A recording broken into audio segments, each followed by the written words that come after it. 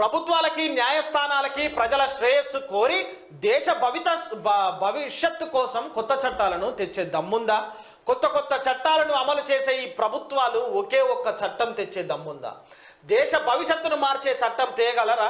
డబ్బులు వెదజల్లి ఓట్లని కొనుగోలు చేసే ఎమ్మెల్యే ఎంపీ అభ్యర్థులను 50 సంవత్సరాల పాటు నామినేషన్ వేయకుండా తిరస్కరించే చట్టాన్ని తేగలరా? తెచ్చే దమ్ముందా?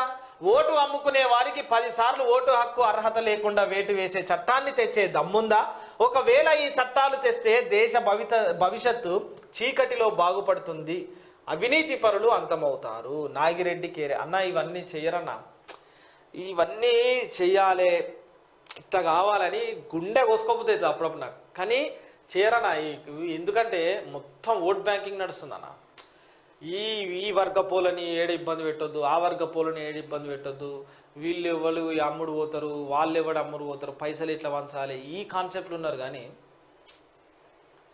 నిజంగా అనిపిస్తాను, ఎందుకంటే ఇప్పుడు వద్దురా బీఆర్ఎస్ పార్టీ అని చెప్పి కాంగ్రెస్ వాడిని గెలిపించారు.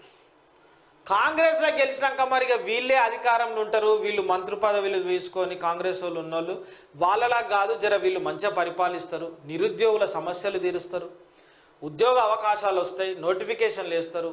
10 ఏళ్ల నుంచి నోటిఫికేషన్లు లేక ఇబ్బందులు పడుతున్నటువంటి మా కుటుంబాలు బాగుపడతాయని ఎదురు చూసిన నిరుద్యోగులు బీఆర్ఎస్ ప్రభుత్వాన్ని ఓడగొట్టడానికి కాంగ్రెస్ పార్టీ వాళ్ళు గతంలో చెప్పిన మాటలు విని పనులన్నీ మానుకొని జోల సంచిగా వేసుకొని ఇంటింటికి తిరిగి బీఆర్ఎస్ చేసిన అవినీతి గురించి చెప్పి కాంగ్రెస్ని గెలిపిస్తే మా బతుకులు మారుతాయమ్మా, మేము నిరుద్యోగులమమ్మా అని చెప్పుకున్నటువంటి నిరుద్యోగులకు ఇవాళ మళ్ళా కూడా సుడురి నిరుద్యోగి ఆడనే ఉన్నాడు.